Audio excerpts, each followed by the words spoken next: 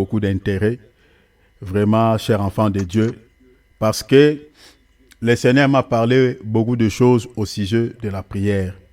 C'est un thème que j'avais même pas pensé partager avec nous. Mais le Seigneur, comme il connaît les désirs de chacun de nous, il connaît le besoin de son peuple, le Seigneur m'a donné ce thème. Et après plusieurs confirmations, il m'a donné plusieurs confirmations, j'avais partagé ça même avec mon frère Cyril. J'ai dit, vraiment, je ne sais comment le Seigneur peut faire des choses un peu comme ça. Donc, il m'avait donné des versets, j'ai écrit. Et après, quand j'ai fait un petit déplacement, là où j'étais parti, le Seigneur a confirmé encore que je devais partager sur ce sujet. Donc, on m'a donné un cadeau d'un livre, un cadeau comme ça, qui ne parle sur la prière. Il y a plusieurs témoignages que je vais vous donner qui attestent que ce sujet vient vraiment de Dieu. Donc, c'est que le Seigneur veut que nous puissions partager sur la prière. Alors, peut-être vous avez été enseigné sur la prière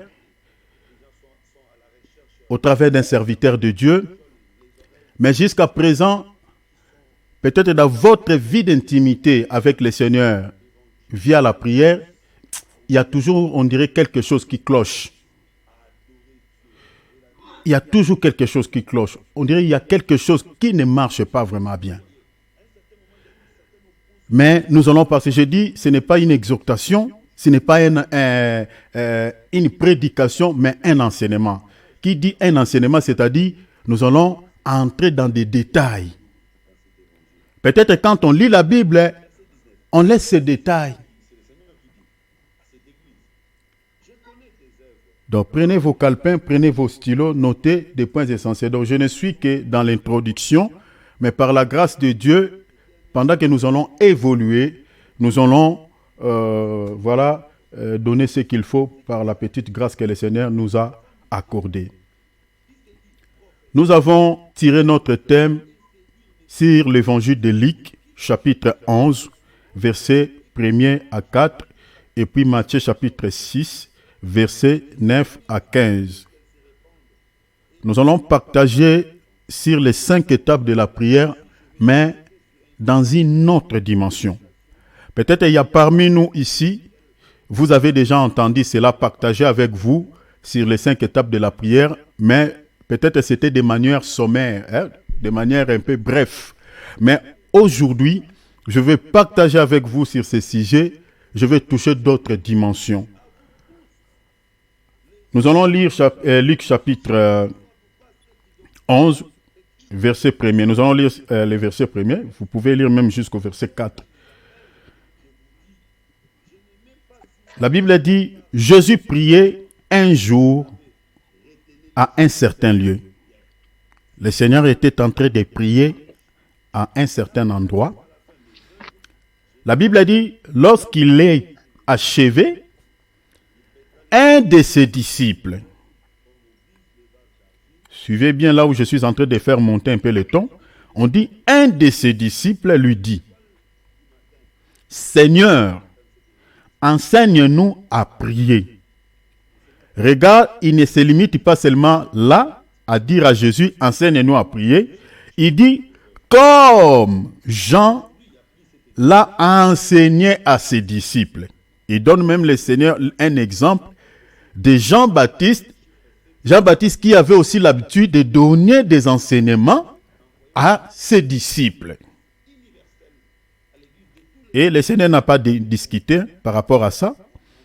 Le Seigneur n'a rien répondu.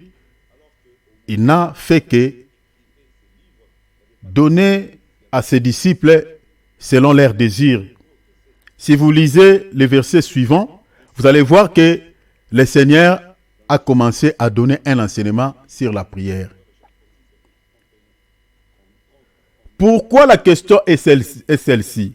Pourquoi ces disciples demandent-ils au Seigneur de leur enseigner sur la prière? Le désir ou la motivation de ces disciples vient d'où? Qu'est-ce qui lui motive de pouvoir demander tout un enseignement sur la prière auprès du Seigneur.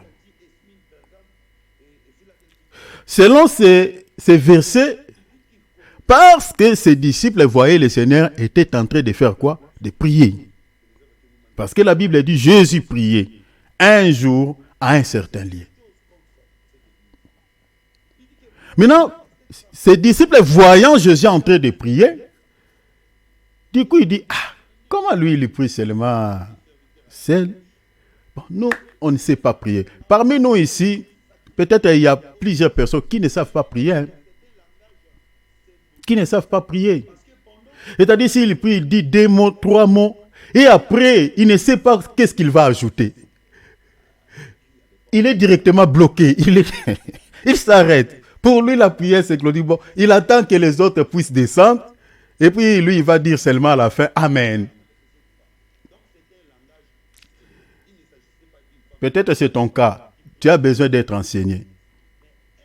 Ses disciples, peut-être c'était aussi ses inquiétudes. Ils priaient, mais peut-être ils n'allaient pas trop loin.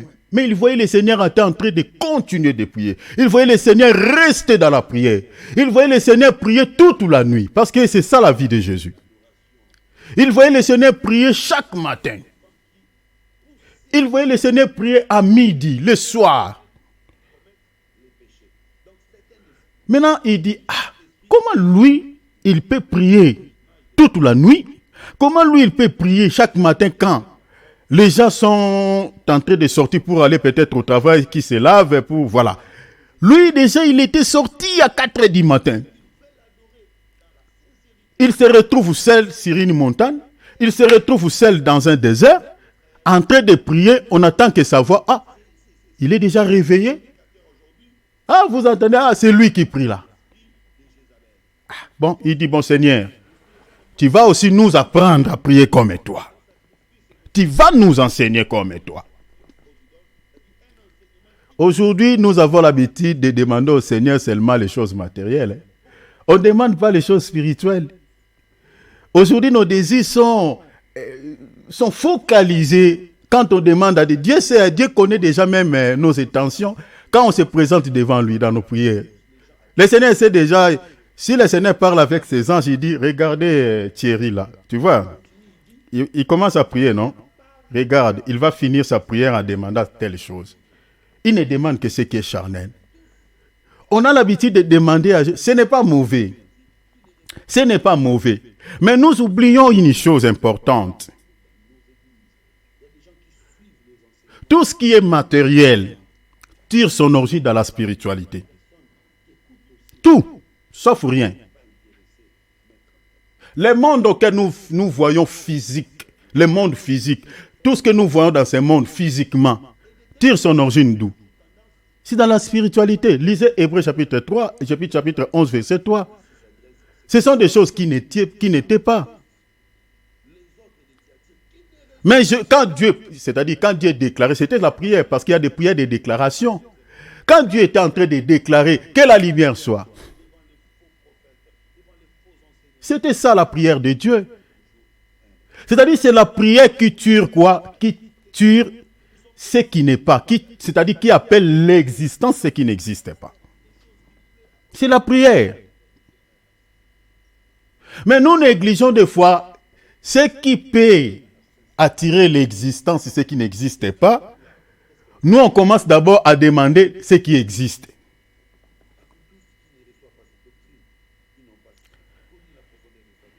Ses disciples, sa demande n'était pas les choses matérielles. Il dit, Seigneur, moi, je vais avoir cette vie relationnelle avec le Père comme toi tu l'as fait. La prière. Peu de disciples aujourd'hui. Il y a des chrétiens qui n'ont pas la vie de prière. Ils trouvent ça normal. Ici, je ne critique pas peut-être d'autres confessions religieuses. Qui ne prient pas, ils trouvent ça normal. Comme les témoins de Jéhovah. Comme les catholiques, peut-être, il fait seulement tac. Et puis c'est tout, c'est ça la prière. Peut-être une récitation, nous tous nous sommes passés par là, par des récitations là. Donc Marie, le sacco, je ne sais pas ici en France comment on les fait. La prière qu'on dédie à la Vierge Marie. de telles prières, cette récitation, ça ressemble vraiment à la récitation qu'on a pris à l'école, les deux chemins. Un enfant au bout d'une route. On répétait tout ça. Mais la prière dont Jésus a donné comme un enseignement ici n'a rien à voir avec tout ça. On se limite par 2, 3 mots, 4 mots et puis on s'arrête. On dit que j'ai prié. Et il y a des chrétiens qui sont tellement sages, qui sont spécialistes de dire tout ce que vous demanderez avec foi, il vous sera accordé. J'ai ma foi. J'ai prié. Même la prière d'1 minute, Dieu peut faire. On a dit ce qu'on ne vient pas. Même la prière d'1 minute, Dieu peut agir. Mais que nous dit la Bible au sujet de la prière? Quand Jésus priait toute la nuit, pourquoi il ne priait pas 1 minute? Quand il prenait toute la nuit de prier, quand il a demandé à ses disciples de pouvoir veiller avec lui même 1 heure, parce qu'il était question de prier toute la nuit, il dit, veillez avec moi. Lisez Matthieu chapitre 26, à partir du verset 36, descendez jusqu'au verset 41. Il dit, veillez avec moi ici.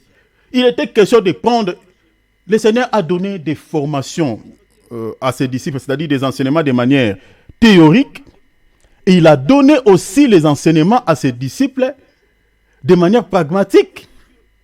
Regardez ici, il a donné un enseignement sur la prière.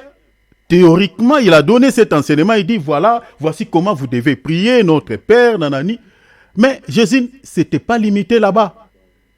Il va récupérer encore ses disciples. Il va passer avec ses disciples toute la nuit dans la prière. Et il a fait constat, il a remarqué, ses disciples n'avaient pas la vie de prière. Pendant que lui, il était en train de prier, de progresser, et ils étaient déjà dans la soupissement du sommeil. Ils étaient en train de ronfler. Parce que il y a d'autres qui sont spécialistes de ronfler. Hein. Il y a d'autres chrétiens qui ne boivent pas l'alcool, mais s'il commence à ronfler, tu dors à côté de lui. C'est comme on a placé, je ne sais pas, un haut-parleur auprès de toi. Donc il faut que tu le bouges comme ça. Ah, mais toi aussi. Ah, frère. Comment tu vois? Il dit, ah, est-ce que moi je sais que je ronfle? Les apôtres, peut-être, c'était aussi leur cas. Le Seigneur les a trouvés en train de dormir profondément. J'imagine que l'apôtre Pierre était en train de ronfler. Parce que lui, il faisait tellement un travail qui était aussi très délicat.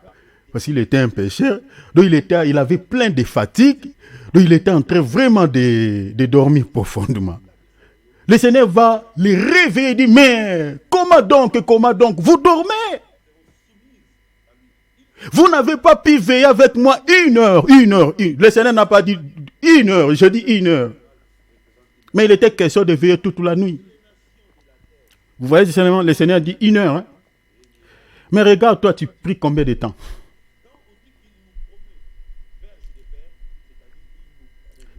Combien de temps? Vous allez comprendre l'importance de rester longtemps dans la présence de Dieu. Parce qu'il y a beaucoup des enfants de Dieu qui vivent des soucis énormes. Il y a beaucoup de choses qui sont bloquées. Oui, Amandine, je vois, tu peux te déconnecter puis tu reconnectes. Hein, tu te reconnectes. Ah, voilà, je pense que c'est bon. Ça doit être bon maintenant. Ok. Ah, c'est bon. Gloire à Dieu. Ok, merci. Donc, vous voyez, les disciples étaient en train de somnoler. Jésus va les réveiller. Il dit, veillez avec moi 1 heure. Ici, qu'est-ce que je vais dire? Je vais nous dire. Vous savez que la prière, ce n'est pas d'abord la théorie qu'on peut vous donner par l'enseignement, via un enseignement, mais la prière, c'est la pratique.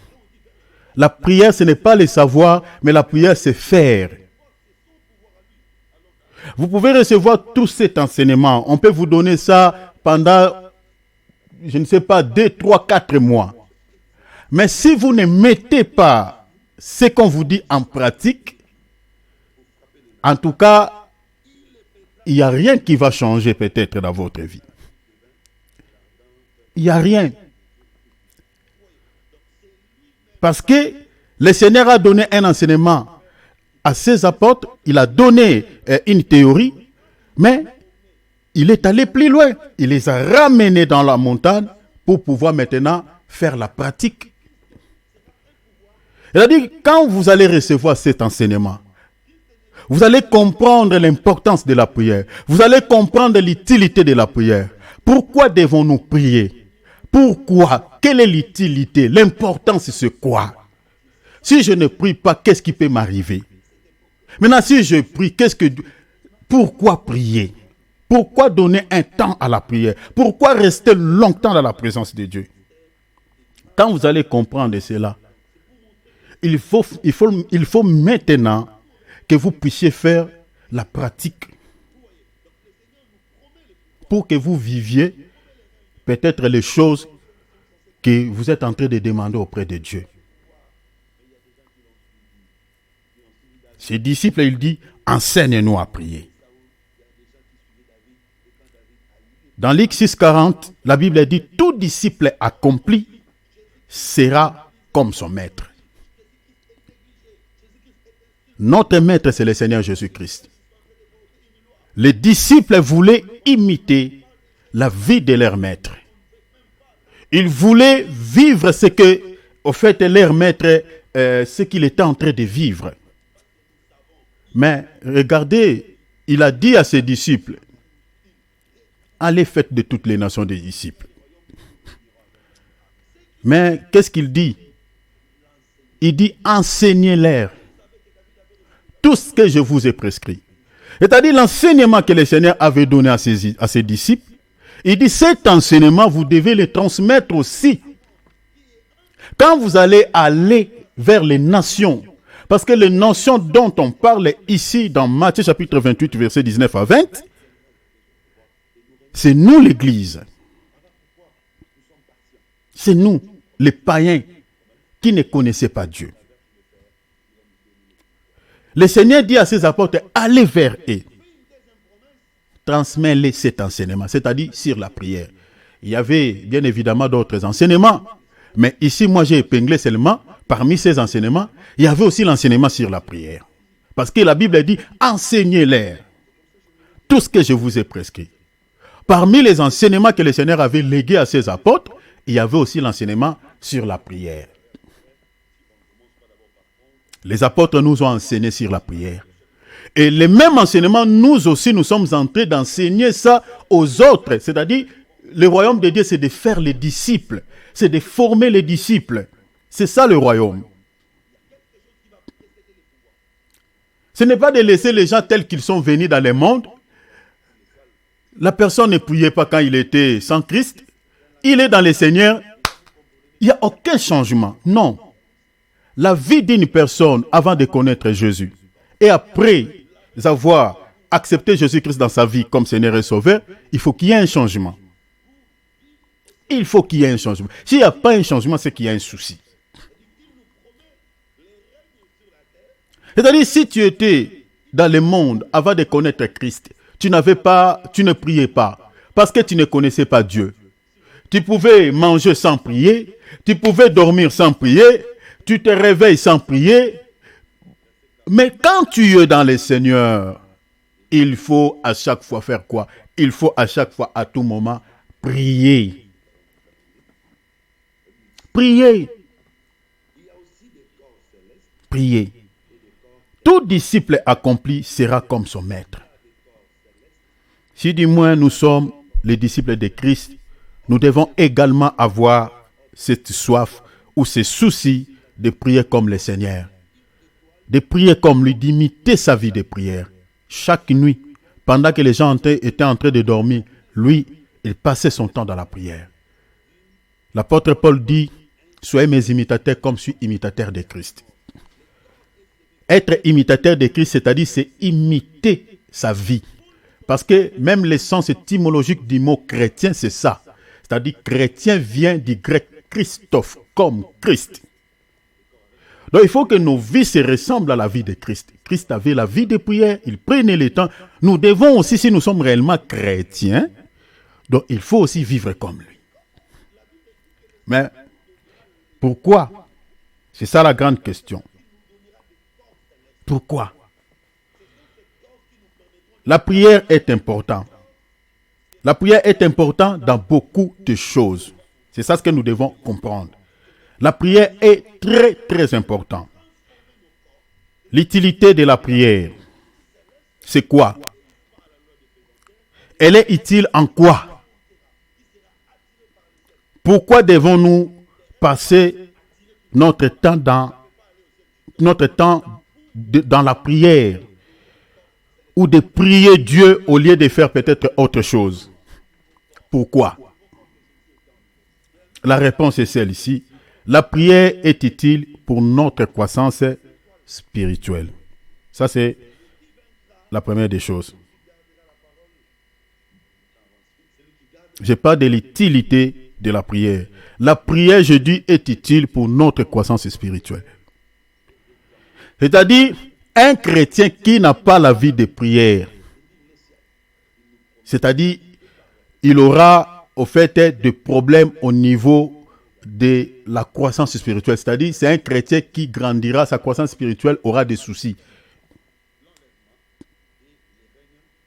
Aura tellement de soucis. Parce que la prière nous aide dans beaucoup de choses. Nous épargne de beaucoup de choses. La prière. Un chrétien qui veut grandir, un chrétien qui veut aller de l'avant avec Dieu, doit avoir une vie de prière constante, une vie de prière équilibrée, une vie de discipline. Si vous n'avez... Vous savez, lisez seulement la vie de nos prédécesseurs. Lisez seulement la vie de tous les grands que nous connaissons dans la Bible. Tous les géants que nous connaissons dans la Bible. Commençant par Abraham. Lisez la vie d'Abraham. Il était un homme de prière. Un homme de prière comme pas possible. Aujourd'hui, il y a peu de chrétiens qui écoutent Dieu. Il y a peu de chrétiens qui ont des dons spirituels. Le problème, c'est quoi? Ce n'est pas parce que Dieu ne veut pas donner ses dons à ces chrétiens, mais ces chrétiens-là n'ont pas vraiment une vie d'intimité avec Dieu. Comment voulez-vous que Dieu vous parle? Il va vous parler par quel mécanisme, par quelle voie? Parce que Dieu ne parle que à la personne. Regarde ce qu'il dit dans Jérémie 33:3. Invoque-moi. Vous voyez ça? Invoque-moi. Invoquer là, c'est la prière. Hein? Invoque-moi, je te répondrai et je t'annoncerai des choses cachées. Il dit quoi? Des choses que tu ne connais pas. Donc, c'est-à-dire, si tu négliges ces principes-là, cette règle-là, le Seigneur, par quoi il va t'annoncer des choses cachées? Par quoi il va te révéler tes ennemis? Par quoi il va te révéler pourquoi ces problèmes-là continuent toujours à persister dans ta vie? Nous voulons les révélations. Nous voulons que Dieu nous parle. Nous voulons avoir la puissance de Dieu. Mais par quel mécanisme? Tous les grands que nous connaissons dans la Bible, ils étaient des hommes de prière. Moïse, un homme de prière comme pas possible. 40 jours, 40 nuits. Il n'a pas fait cela une fois, mais plusieurs fois. Dans la présence de Dieu. C'est-à-dire, ce sont des gens qui avaient donné le temps. Et regardez la manière dont Dieu les a utilisés. Daniel, il travaillait, je peux dire aujourd'hui, dans la fonction publique de cette époque-là, à Babylone. Il était compté parmi les membres du gouvernement de Nebuchadnezzar. Mais il était un homme de prière. Aujourd'hui, nous, peut-être les raisons, c'est nos travails, c'est nos occupations. C'est ça ce qui nous empêche. Mais certaines personnes dans la Bible, certains grands, ils travaillaient aussi. Ils travaillaient. Mais c'était des hommes de prière. La Bible dit Daniel priait 3 fois par jour. 3 fois.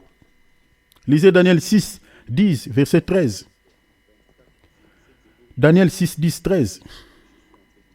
David pouvait prier 7 fois la journée. S'il prie paix 3 fois. Lisez Psaume chapitre 119, verset 164. Psaume 119, 164. 7 fois le jour, il était en train de prier. Donc on peut dire une semaine, il ne cessait de prier. Psaume 55, 17. La vie de tous ces grands que nous connaissons. Voilà pourquoi vous allez voir que Dieu les a utilisés puissamment à cause de cette vie d'intimité. C'était des hommes de prière. Regardez les livres de Daniel. Daniel a vu dans les viseurs ce qui est en train de s'accomplir aujourd'hui dans notre temps. Après combien de temps? Dieu l'a révélé tout ce que Jean a vu dans les livres d'Apocalypse. Avant, la bête dont la Bible parle, dans Apocalypse 13, Daniel avait déjà vu cette bête dans une vision. Le Seigneur lui a révélé même la délivrance, la fin de la captivité des enfants d'Israël à Babylone. À cause de quoi? La prière. Nous avons des soucis. Nous pensons que tout ce que nous sommes en train de chercher auprès du Seigneur, ça va toujours passer par la main des hommes de Dieu. Mais c'est faux. C'est faux. C'est faux. Les hommes de Dieu ne se diffèrent pas avec les fidèles. Non. La seule différence seulement, c'est par rapport au ministère. Et le ministère n'est pas aussi de titre honorifique. Non. Mais nous sommes tous pareils. Au ciel, il n'y en aura pas ce titre-là. Ah, ça c'est mon pasteur. Il n'y en aura pas. Le Seigneur a dit, voici les miracles qui accompagneront ceux qui auront cru. C'est-à-dire, les miracles peuvent vous accompagner. Si tu as la foi, tu pries Dieu. Tu peux vivre aussi les miracles. Tu peux vivre les miracles. Mais il faut savoir comment tu peux chercher Dieu. Par la prière. Les apôtres avaient la vie de prière. Les églises primitives. La Bible dit ils priaient tout le jour. Tout le jour. Ils se réunissaient dans la prière. Tous les jours. Actes chapitre 2, 42. Vers 42, vous pouvez lire aussi 46 à 47. Ils se réunissaient. Ils persévéraient dans la prière. La Bible dit chaque jour. Chaque jour. Mais combien de temps que nous nous prenions dans la présence de Dieu? Surtout, la nuit, c'est tellement compliqué pour certains pour pouvoir prier. C'est tellement compliqué. C'est tellement compliqué. Certains ne prient pas vraiment la nuit. Difficilement. Il peut dire 2-3 mots. Et puis il dort. La prière est indispensable et puis obligatoire selon la Bible. Parce que c'est une recommandation du Seigneur. La prière, c'est une obligation. C'est vraiment obligatoire. C'est indispensable pour tous les chrétiens. Le Seigneur veut que nous puissions prier. Il nous oblige à passer du temps dans la prière. Donc, en fait, un chrétien qui n'a pas la vie de prière, qui ne prie pas vraiment selon le Seigneur, en quelque sorte, c'est un chrétien qui désobéisse à la volonté de Dieu, qui ne respecte pas cette recommandation. Je suis dans Luc chapitre 18, verset 1er. Le Seigneur dit, Jésus leur dressa une parabole pour montrer qu'il faut.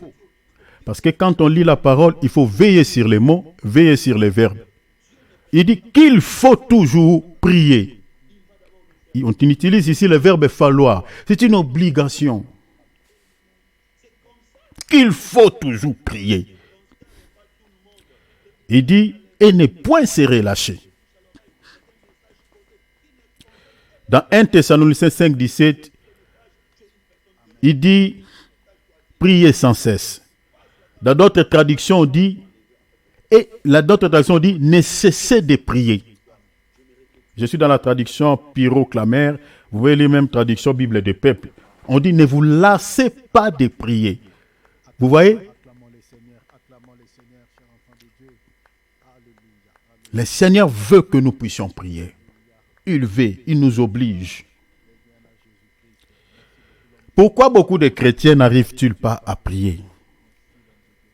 Beaucoup, ils ont ce souci dans leur cœur. Je ne suis que dans l'introduction, mais je vais entrer dans la profondeur, je crois, tout au long de la semaine. Je suis dans l'introduction.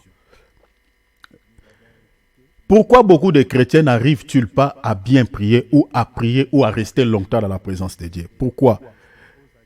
Peut-être une fois déjà, vous avez pris une décision, tu dis vraiment, je dois, comme nous sommes en train de prêcher là, peut-être ton cœur, tu dis, en tout cas, je dois prendre une décision, je dois commencer à prier. Je dois vraiment faire un effort de rester longtemps dans la présence de Dieu. Tu peux commencer 1 jour, 2 jours, 3 jours, 4e jour, peut-être tu commences à s'affaiblir.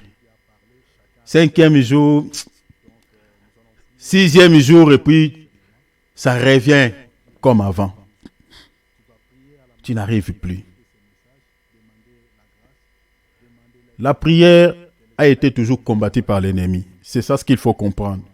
Dès l'instant où nous décidons que la prière est importante, nos luttes aussi, nos luttes intérieures commencent aussi. C'est-à-dire l'ennemi commence à pouvoir nous créer des soucis. Peut-être il y a certaines responsabilités professionnelles augmentent. Les enfants, la demande des enfants augmente. Vous commencez à sentir plus de fatigue qu'avant. Tout ça là, c'est l'œuvre de l'ennemi. Mais quand tu restes devant ton attel, devant ton laptop, devant ton ordinateur, peut-être que tu n'as pas vraiment ces fatigues-là.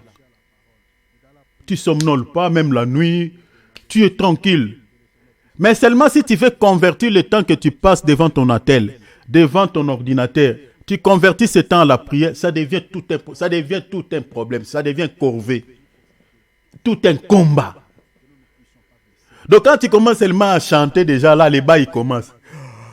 Oh. Merci Jésus, merci. Les bas, ils commencent. Mais j'étais là, tu étais tranquille, tu regardais les séries télévisées. Il n'y avait pas ça. Seulement quand tu commences à prier, c'est ça l'ennemi. C'est l'ennemi. Il t'attaque. Parce que la seule arme qui nous donne, c'est-à-dire qui nous permet de combattre les diables, de combattre ses actions. Mais bien aimé, il n'y en a pas deux, il n'y en a pas 3 dans la Bible, excepté la prière. La seule arme, mes bien-aimés, que nous pouvons lutter contre le monde des ténèbres, lutter contre Satan, lutter contre les dominations, lutter contre le monde des ténèbres, combattre les œuvres des ténèbres. La seule arme que le Seigneur nous a laissée, c'est la prière. Et comment voulez-vous que le diable vous laisse tranquille, de prier tranquillement, de rester longtemps dans la présence de Dieu, sans vous donner des pensées un peu du genre, voilà, dis seulement 2-3 mots. Et puis c'est bon. Tu as la foi, non? Oh, dis seulement prie seulement 2-3 minutes. Ce genre de pensées qui montent dans la tête. Ah, toi, tu n'as pas la force de prier comme lui. Toi, tu pries seulement comme ça. Dieu t'écoute, non? Ce genre de pensées. Des fois, tu sens tellement épuisé, fatigué. Tu entres dans ta chambre pour prier. La température était bien. Tu commences à sentir comme s'il y a une forte chaleur dans la chambre. C'est la présence des démons. Si tu n'as pas le discernement de comprendre cela, de commencer même peut-être par une prière d'autorité, tu ne vas pas prier.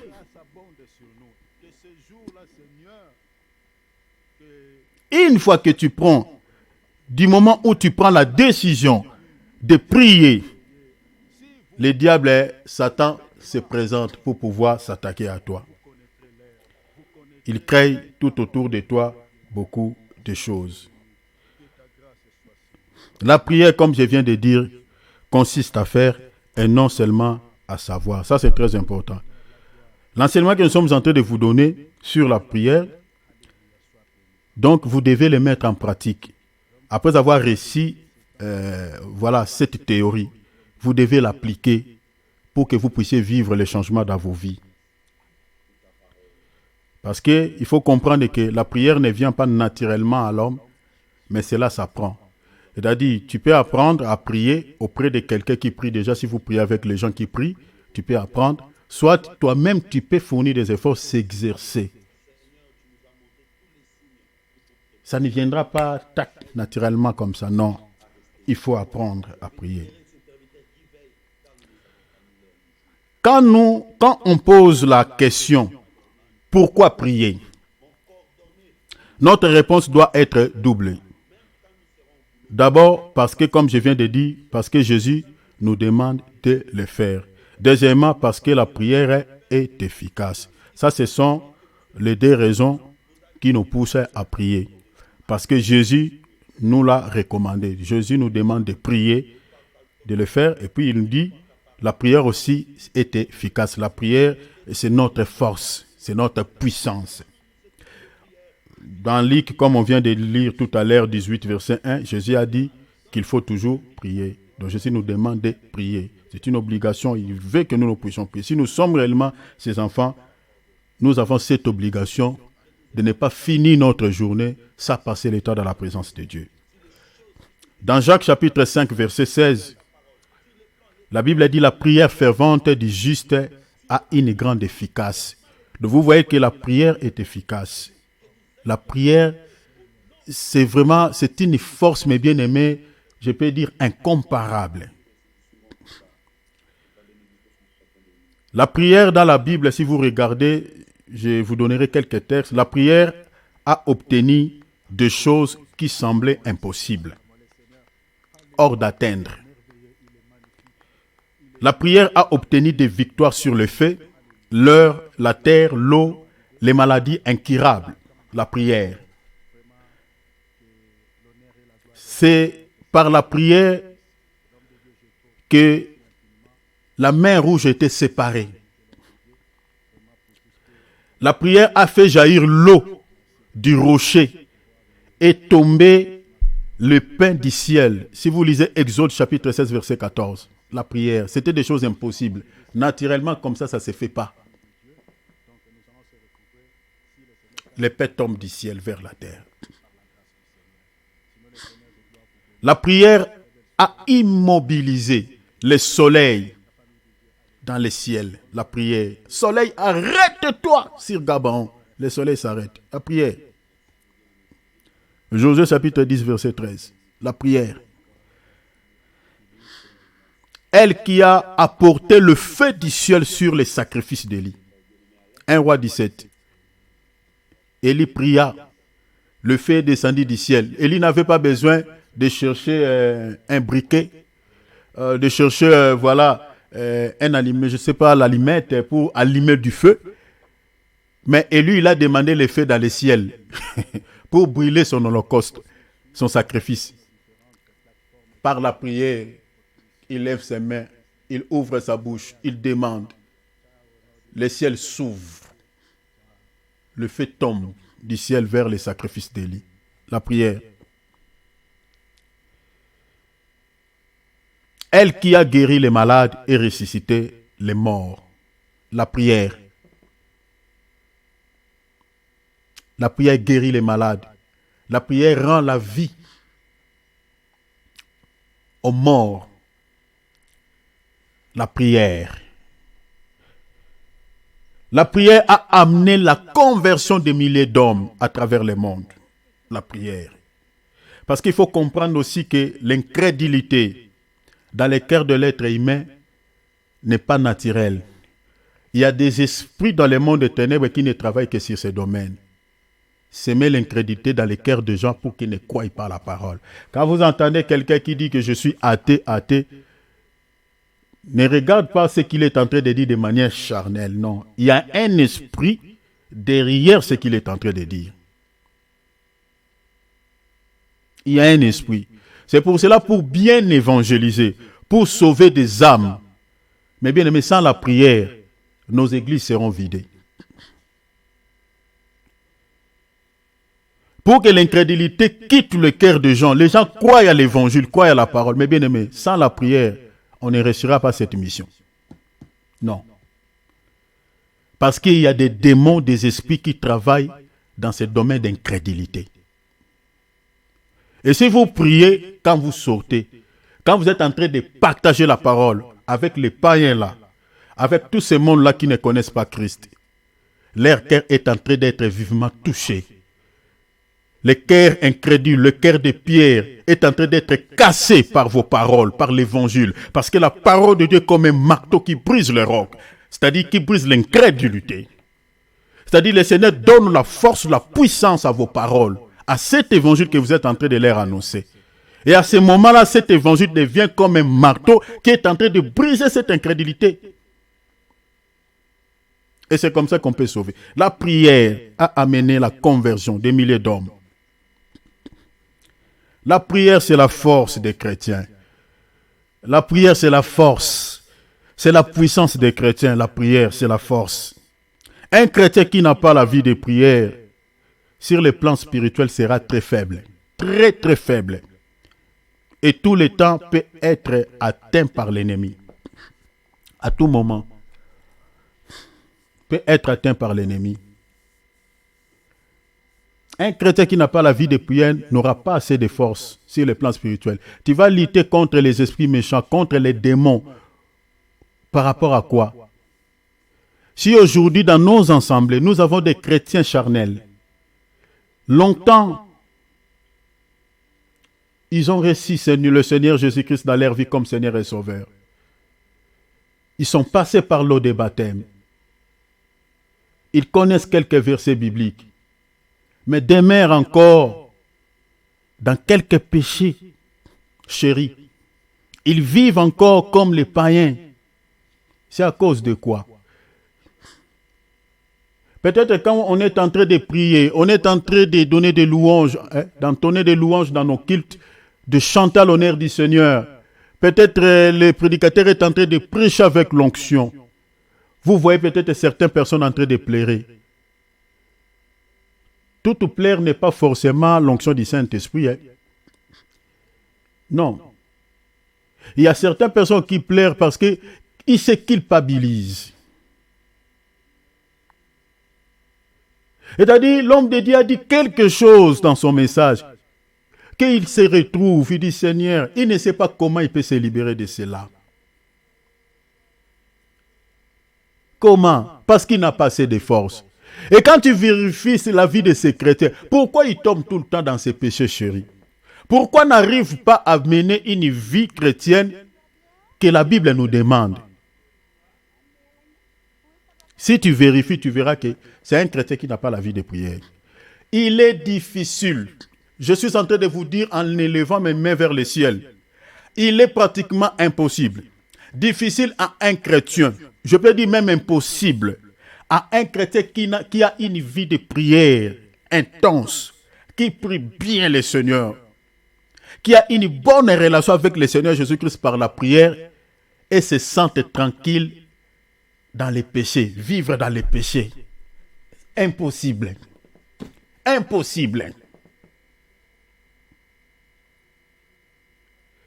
Donc tu as vraiment une vie de prière, tu pries bien le Seigneur. Et puis cette onction que tu as reçue dans la présence de Dieu te pousse où? Dans les mondes ou dans les péchés, c'est impossible. Ou tu as vraiment une vie de prière équilibrée. Une bonne relation avec Dieu. Cette onction-là, tu le sens dans ton cœur. Quand tu pries, tu sens une joie. Quand tu pries, bien aimé, quand tu pries, si tu ne sens pas la joie, c'est que tu n'as pas la vie de prière. Hein? C'est que tu n'as pas la vie de prière. Parce que quelqu'un qui a la vie de prière, quand il parle avec Dieu, il sent la joie. Il sent même envie de rester longtemps. Il ne calcule même pas le temps. Si la prière jusqu'à présent, c'est tout un corvée pour toi. Il faut travailler. Il faut travailler. C'est qu'il y a encore sommeil spirituel. Il y a la lourdeur dans ton âme. Il faut que cette lourdeur finisse. Il faut que cet esprit de lourdeur parte totalement. Donc il faut que la prière, quand tu commences à prier, tu ressens la joie. Tu sens directement, même tes cheveux se hérissent.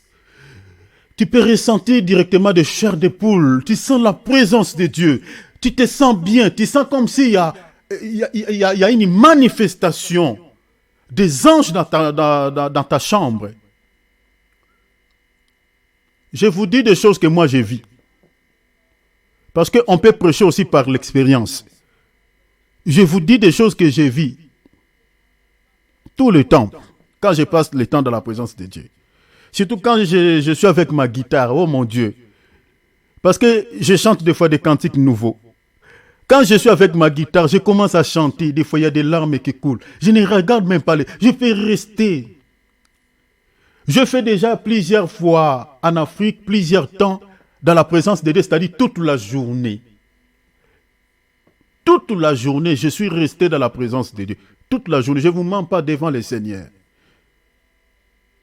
J'ai chanté, j'adorais, c'est-à-dire j'avais oublié carrément qu'il y a des gens peut-être dans la maison. J'ai passé toute la journée dans la présence du Seigneur.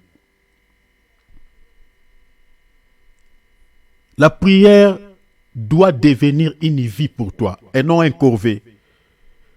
Il faut que cela soit la vie. C'est-à-dire quand tu pries, tu sens cette joie.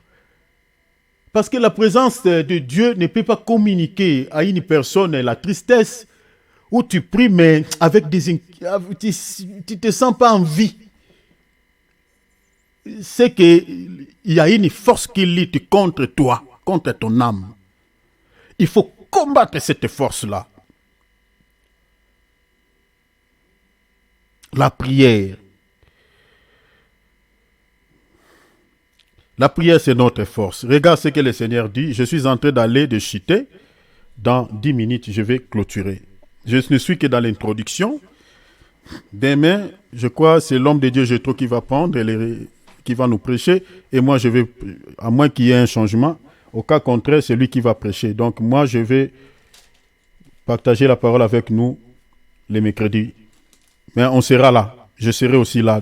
Je serai dans la modération. Lui sera dans la prédication. Lisons Luc.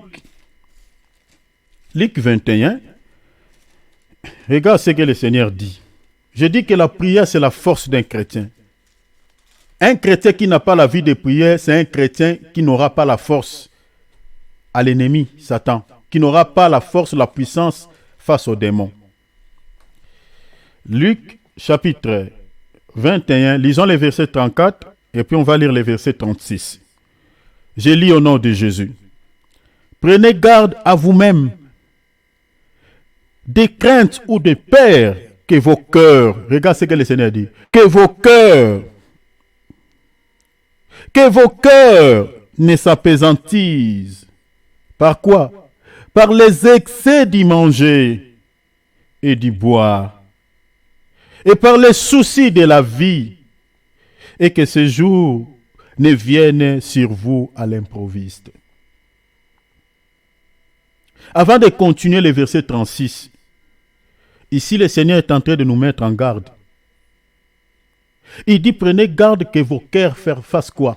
S'apesantissent. Ici, on parle de l'âme. De nos âmes. C'est-à-dire, la lourdeur puisse s'introduire dans ton cœur, c'est-à-dire dans ton âme. Il dit, prenez garde à vous-même, de peur que vos cœurs s'apesantissent, qu'une lourdeur puisse être introduite dans vos âmes. À cause de quoi? Il dit, s'apesantissent par les excès d'y manger. Vous voyez? Et d'y boire. Mais bien aimé, quand on mange trop, je suis désolé pour ceux qui aiment manger trop, je suis désolé, mais laissez-nous vous prêcher la vérité. Quand on mange trop, quand on boit trop, mais bien aimé, ça ce sont des pistes et des solutions que je suis en train déjà de vous donner. Ceux qui sèment la lourdeur au niveau spirituel, ça c'est le Seigneur qui dit. Attends, je vais continuer les versets, vous allez voir, le Seigneur parle de la prière. Il nous exhorte sur la prière. C'est-à-dire quand tu manges trop, au point que tu es tellement rassasié. Mais bien aimé, la nourriture physique crée aussi le sommeil spirituel. C'est le Seigneur qui le dit. Il dit, prenez garde. Donc si on ne fait pas attention, on mange au point que tu es rassasié. Tu ne vas pas prier cette nuit-là. Par exemple, si tu manges maintenant, là, tu es tellement rassasié. Maintenant, commencer à prier, tu ne pourras pas. Tu ne pourras pas. Ici, je peux même parler de jeûne, mais je toucherai des jeûnes peut-être dans un autre parti. La raison pour laquelle, des fois, on se prive de la nourriture, on se prive du boire, on passe des moments dans des jeûnes pour que nos âmes soient fortes. Quand on mange, mes bien-aimés, on mange au point d'être rassasié, ça sème la lourdeur, ça sème, beaucoup de soucis au niveau de l'âme. Le Seigneur est tenté de nous mettre à garde. Mais le Seigneur ne s'arrête pas seulement au manger et le Seigneur ne s'arrête pas seulement à ce niveau, mais il ajoute quelque chose, il dit, par les soucis aussi, les soucis de la vie aussi. Les soucis de la vie. Quand on pense trop sur sa vie, mes bien-aimés, ça tue la vie de prière. Déjà, il faut comprendre que les soucis, selon Matthieu chapitre 13, le Seigneur les compare à quoi? Aux épines. Les soucis. C'est pour cela que la Bible dit, avant de prier, il faut enlever d'abord les inquiétudes et les soucis. Vous ne pouvez jamais prier avec les soucis. Votre prière ne sera jamais exaucée. Enlève d'abord les soucis. Maintenant, prie. Vous connaissez les versets, non? Philippiens chapitre 4, verset 6. La Bible dit quoi? Ne vous inquiétez de rien. Regarde la suite. Mais. Pourquoi on dit mais? Il fallait que les versets continuent. Pourquoi on dit mais? Mais en toutes choses, faites connaître vos... Vous voyez cela? Faites connaître vos besoins à Dieu par des prières. Donc, c'est-à-dire, avant de prier, il faut enlever d'abord quoi? Les inquiétudes. Ne vous inquiétez de rien. Mais. C'est-à-dire, vous ne pouvez pas prier avec les inquiétudes. Vous ne pouvez pas prier avec les soucis dans les cœurs. Ça ne marchera pas. Commencez d'abord à demander, Seigneur, donne-moi la paix. Donne-moi la paix. S'il te plaît, Seigneur, je veux que, Seigneur, ta paix s'installe dans mon cœur. Parce que je vais prier. Et le Seigneur te donnera la paix. À ce moment-là, maintenant, commencez à prier. Commencez à chanter. Commencez à lui présenter maintenant tes préoccupations. Le Seigneur dit, attention avec les soucis de la vie. Attention avec la nourriture. Attention avec le boire. Ça va créer une sorte de lourdeur. Si vous mangez, vous êtes rassasié. Surtout ceux qui ne jeûnent plus. Je suis désolé pour ces chrétiens. C'est vraiment inquiétant. Vous savez, notre programme que nous faisons chaque semaine, c'est un programme qui est lié au jeûne de 6-18. Nous ne prenons que de l'eau. Le programme est lié au jeûne de 6-18. Mais je ne sais pas s'il y a parmi nous combien jeûnent-ils réellement. Je ne sais pas, parce que c'est le Dieu qui nous voit. Mais moi, je dis sincèrement devant le Seigneur, je fais ce jeûne. J'expliquerai l'importance du jeûne. J'expliquerai cela. Pourquoi le Seigneur nous recommande-t-il de... Pourquoi? Est-ce que pour souffrir nos corps, mortifier nos corps inutilement? Mais c'est pour notre intérêt.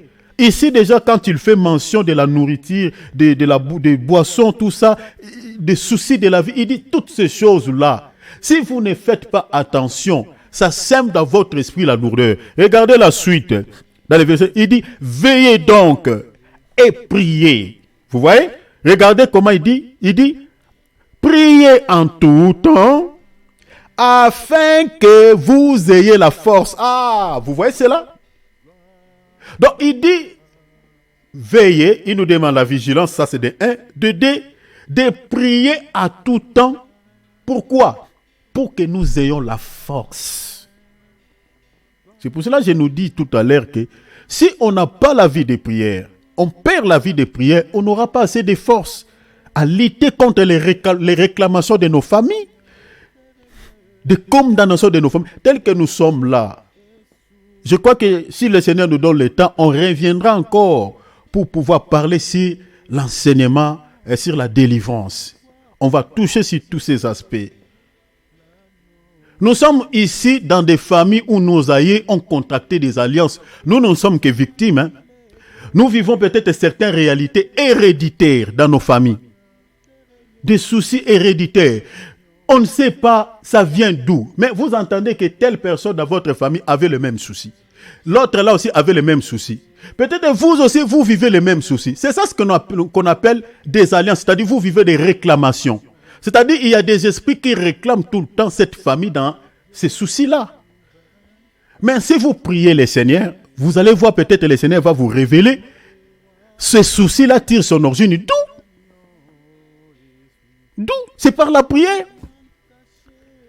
Et quand le Seigneur parle, il donne aussi les directives. Comment vous pouvez s'en sortir de cela? C'est libérer. Mais si vous ne priez pas, vous ne restez pas longtemps dans la présence de Dieu. Par quel bâton magique voulez-vous vivre la puissance de Dieu, les miracles de Dieu? Dieu est puissant pour les gens qui prient. Dieu n'est pas puissant pour les gens qui ne prient pas. Dieu est le Dieu de miracles et le Dieu de guérison pour les gens qui cherchent nuit et jour sa face. Pour ces gens-là, Dieu est un Dieu de miracles, est un Dieu de puissance, est un Dieu de guérison, est un Dieu qui bénit. Mais les gens qui ne prient pas, qui n'ont pas cette vie de prière, qui ne s'approchent pas vraiment de Dieu, pour ces gens-là, Dieu n'est pas puissant. Dieu n'est pas un Dieu de miracles. Dieu n'est pas un Dieu de guérison. Mais si vous demandez à celui qui s'approche de Dieu, qui prie, il va vous demander, Dieu? Non, c'est un Dieu puissant. C'est un Dieu puissant. Moi, j'avais un tel souci. Je l'avais cherché, je l'ai vu. La Bible dit, il est le rémunérateur de tous ceux qui le cherchent. Si vous le cherchez de tout votre cœur, vous le verrez. C'est votre chemin.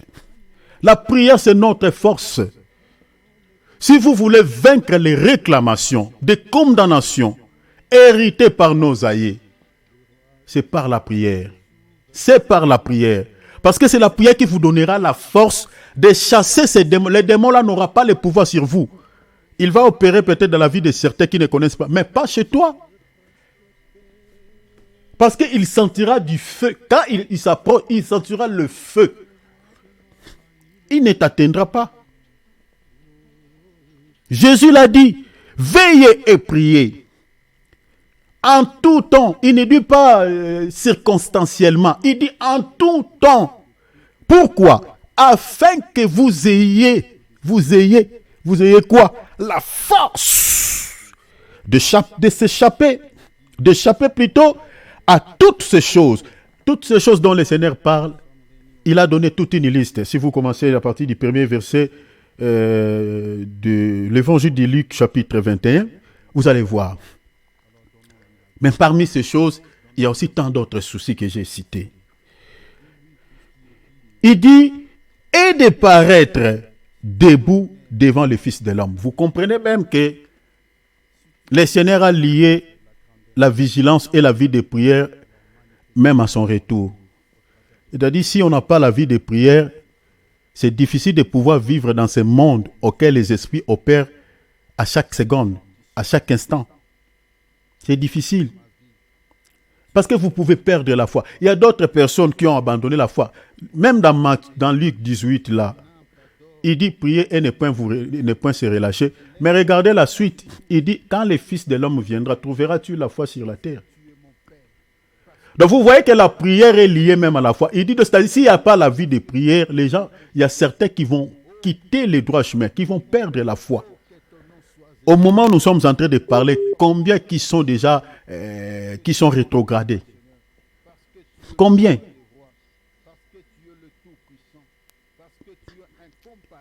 Quand on n'a pas la vie de prière, c'est difficile d'entendre les retours du Seigneur. C'est difficile.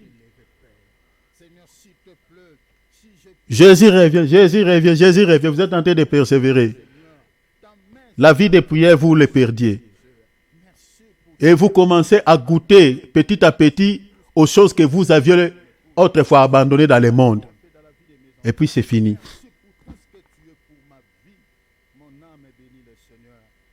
Le Seigneur dit, soyez vigilants, priez en tout temps, afin que vous ayez la force de s'échapper à toutes ces choses, non seulement à cela, mais de paraître aussi debout les jours de l'enlèvement.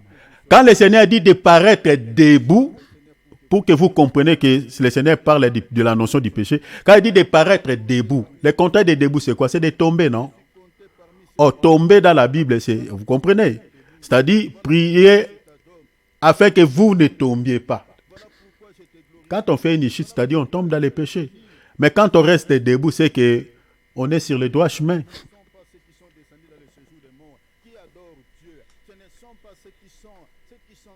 Mon temps est épuisé. Notez ces versets. Je crois le mercredi, peut-être on va commencer par ici. Jean chapitre 15, verset 7. Et puis Actes des Apôtres 6, 4.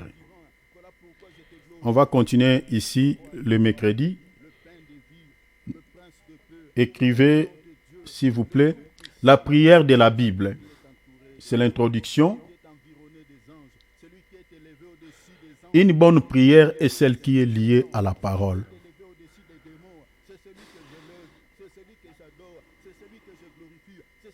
La prière de la Bible, 2 points. Nous sommes dans l'introduction. Une bonne prière est celle qui est liée à la parole. Ça, on va nous expliquer cela par la grâce de Dieu le mercredi.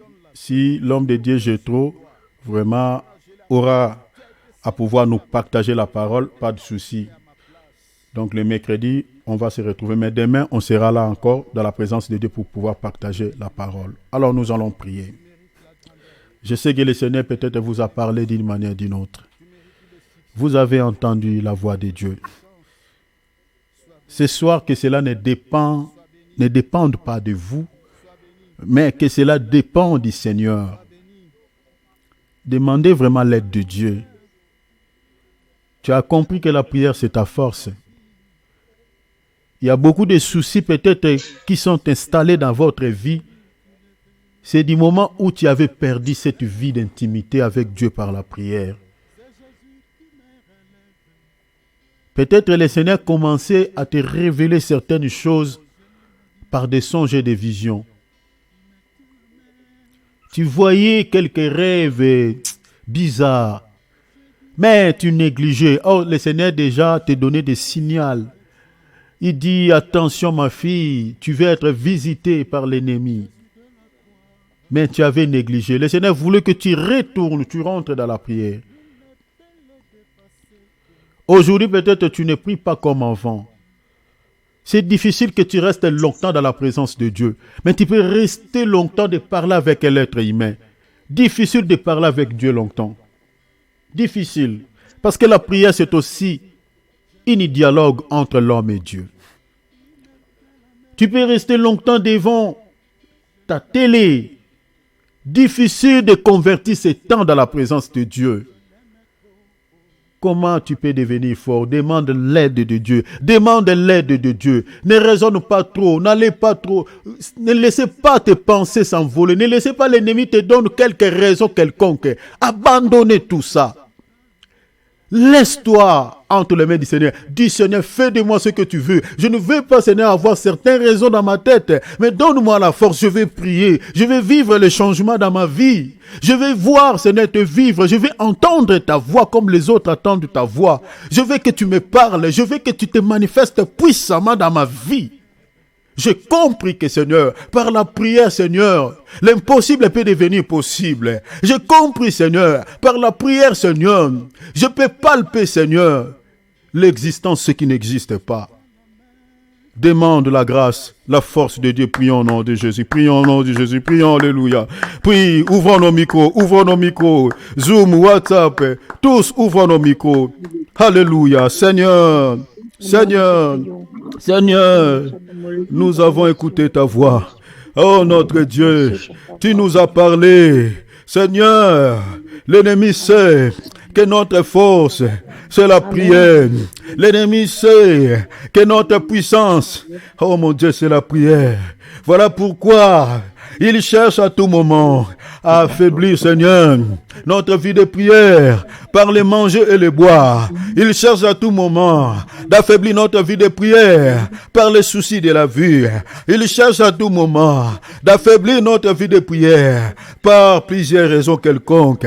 Oh Seigneur notre Dieu, je te prie ce soir que tu nous donnes la vie de prière, que tu s'y enlèves Seigneur cet esprit de lourdeur qui sont installés dans nos cœurs, qui sont installés dans nos âmes. Seigneur, par la main de l'esprit, que tout esprit de lourdeur quitte nos cœurs, quitte nos âmes, au nom de Jésus. Seigneur, comment Seigneur, nous pouvons passer des temps avec les gens de ce monde.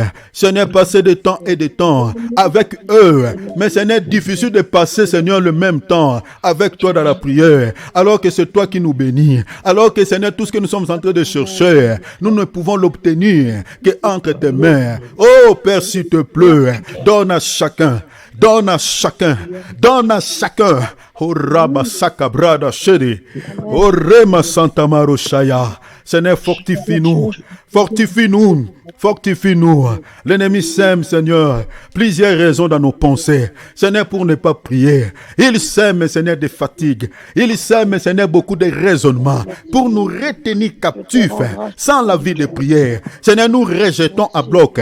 Seigneur, toute pensée charnelle. Nous rejetons, Seigneur, toutes ces pensées, Seigneur, qui freinent, qui met un frein. Seigneur, dans notre vie d'intimité avec toi, dans notre vie de prière. Seigneur, fortifie-nous ce soir.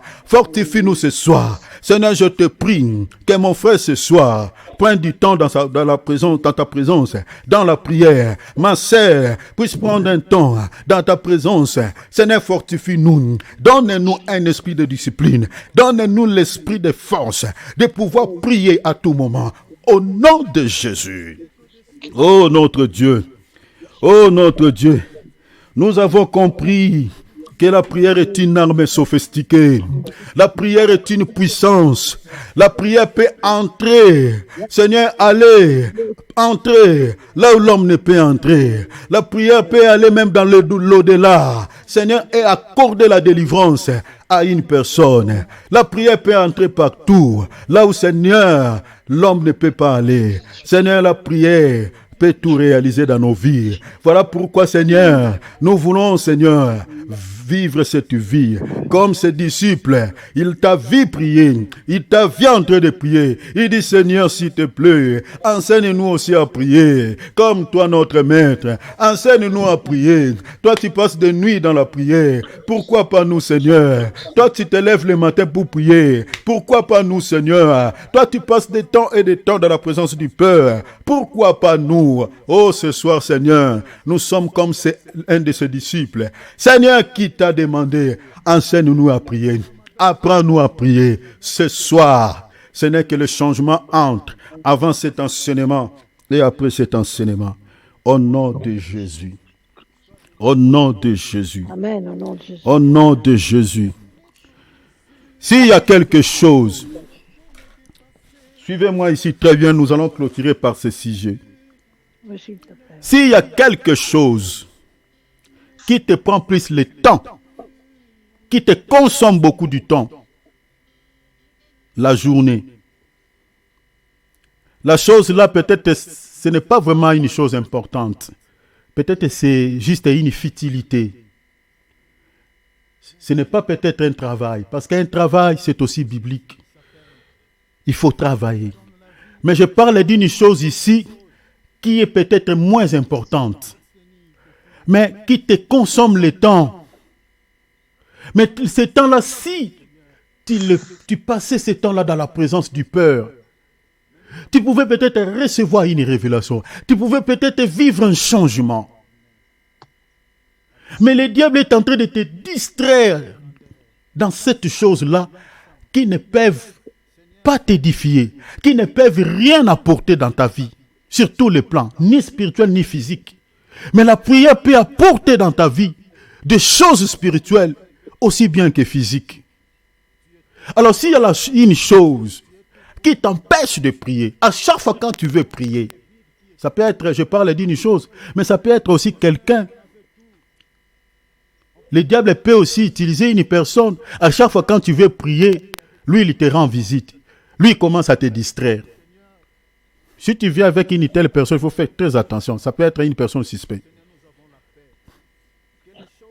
Ça, on en parlera un autre jour.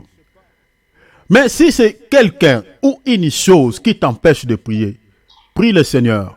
Demande à Jésus, Seigneur, délivre-moi de cela. Parce que derrière chaque chose, il y a un esprit. Le diable sait pourquoi. Il veut que tu passes plus de temps dans des futilités que dans la présence de Dieu. Le Seigneur vient entrer en contact avec ton âme. Mais dans la distraction, tu ne peux pas écouter la voix de Dieu. Dans la distraction, tu ne peux pas recevoir des révélations. Quand tu n'es pas dans sa présence, toutes les personnes que Dieu les a révélées des choses dans la Bible, lisez la Bible, c'était des gens qui étaient dans la présence de Dieu, qui étaient dans sa présence. Si tu veux que le Seigneur te révèle les soucis qui t'entourent et t'accorde les solutions, il faut que tu sois dans sa présence. Alors, s'il y a quelque chose qui t'empêche, prie s'il te plaît. Demande à Dieu de te libérer de cela. L'esprit qui accompagne cette chose-là, qui te rend esclave, que le Seigneur te délivre de cela. Prions au nom de Jésus. Alléluia. Père, oh, ce soir, je sais que l'ennemi utilise, Seigneur, des objets matériels. L'ennemi utilise, Seigneur, des outils. L'ennemi utilise, Seigneur, des personnes pour nous empêcher, pour nous passer des temps inutilement, pour que nous ne puissions pas prier. Oh mon Dieu, ce soir, je te prie, Père, au nom de Jésus. Orebo sakareka, rima sotobrodo sakamaro shaya. Oh Père, délivre mon frère, délivre ma sœur. Seigneur, de cette distraction, Seigneur, de cette personne, Seigneur, qui empêche, oh Yahweh, merci Seigneur, merci Seigneur, merci Seigneur, merci Seigneur. Oh notre Dieu, délivre-nous, délivre mon frère, délivre ma sœur, au nom de Jésus, soyez libérés, soyez libérés. Soyez libérés. Prie le Seigneur qu'il te libère. Oh, tu attends des choses de la part de Dieu. Demande-lui la délivrance. Cette chose-là, ça te distrait. Cette chose-là, ça t'empêche. Tu ne peux pas recevoir des révélations. Tu ne peux pas recevoir ta délivrance. Ta délivrance est auprès du Seigneur. Mais il y a une chose qui t'empêche de pouvoir aller vers le Seigneur pour pouvoir l'obtenir. Oh, le Seigneur dit, approchez-vous de moi. Je m'approcherai de vous. Je peux sauver parfaitement ce qui s'approche de moi. Je peux délivrer parfaitement ce qui s'approche de moi, déclare le Seigneur. Prie le Seigneur. Ta délivrance est en téléchargement. Ta délivrance est en route. Mais le Seigneur veut que tu te rapproches. Que tu te rapproches. Prie le Seigneur qui te délivre de cette distraction. Au nom de Jésus, délivre-nous. Délivre-nous de toute forme, Seigneur, de distraction, de tout ce qui nous empêche, Seigneur, de rester dans ta présence, de jeûner, de faire des disciplines, de prier, de faire des prières intenses, au nom de Jésus. Oh Seigneur, s'il te plaît. Oh Seigneur, s'il te plaît. Après cet enseignement, Seigneur, chaque jour, Seigneur, nous allons prier. Chaque jour, nous allons donner, Seigneur, cet enseignement. Nous voulons vivre ta main puissante dans nos vies. Nous voulons vivre le changement dans nos vies. Nous voulons, Seigneur, être révélés par toi. Oh, Seigneur, s'il te plaît, l'Esprit de Dieu est là. L'Esprit de Dieu est là. L'Esprit de Dieu est là. L'Esprit de Dieu est là. Rebo sotorobo shaya. Rima santamaro shaya. Et Rabba santamara. L'Esprit de Dieu est là. Le Seigneur est là. Mon seul abri, c'est toi. Toujours mon cœur te chantera, car tu me délivres. Et chaque fois que je perds, je m'appuie sur toi.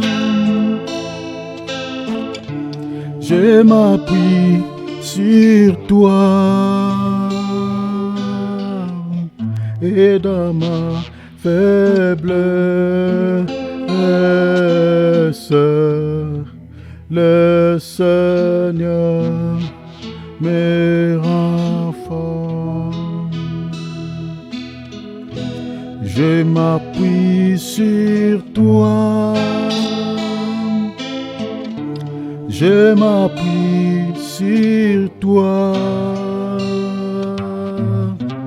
Et dans ma faiblesse,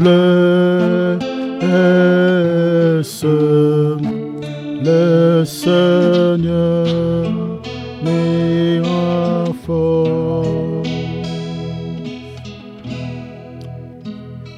Mon seul abri, c'est toi. Toujours mon cœur te chantera, car tu me délies. Et chaque fois que je pars, je m'appuie sur toi. Je m'appuie sur toi. Et dans ma faiblesse, le Seigneur me rend fort.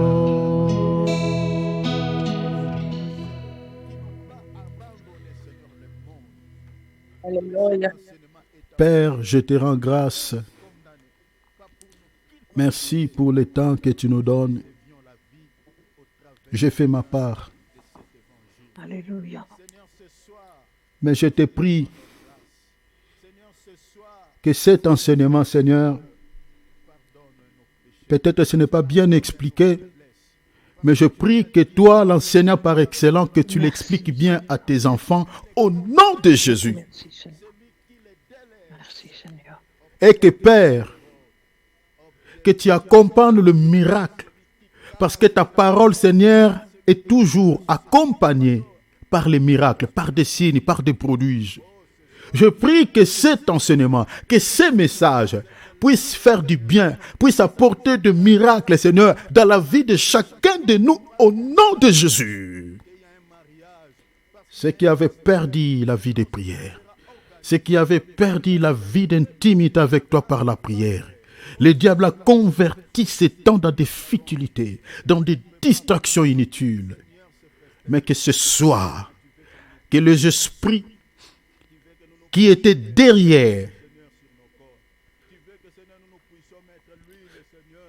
ces influences, alléluia, qui compliquaient la vie de ta fille, qui compliquaient la vie chrétienne de ta fille, qui compliquaient la vie de prière de ton fils, je vous commande, je vous ordonne, je ne vous en supplie pas, mais je vous ordonne maintenant, pars au nom de Jésus. Relâchez la vie de cet enfant de Dieu. Allez-vous-en au nom de Jésus. Ne revenez plus jamais. Allez dans les lieux arides.